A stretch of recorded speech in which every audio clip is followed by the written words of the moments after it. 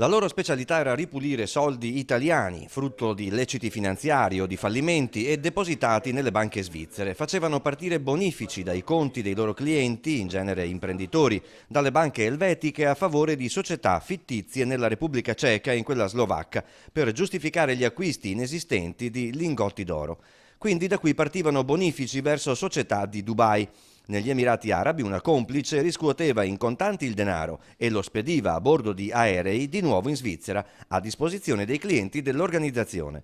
Per il servizio i componenti della banda si trattenevano dal 5 al 10%.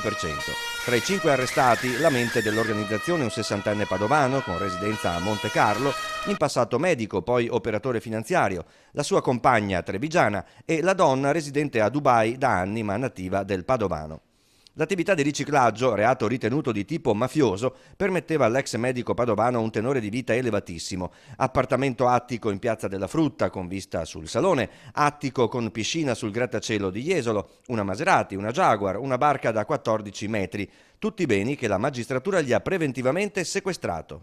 Noi abbiamo individuato 46 milioni di euro in transazioni finanziarie gestite da questa organizzazione in poco più di un anno. Adesso seguiranno approfondimenti per determinare l'esatta dimensione del volume di denaro gestito da questa organizzazione specializzata in riciclaggio. Il capo per il fisco era una specie di fantasma, hanno detto le Fiamme Gialle. Viveva stabilmente in Italia tra Padova e Jesolo, ma riusciva a sfuggire all'erario italiano intestando qualsiasi utenza a terze persone.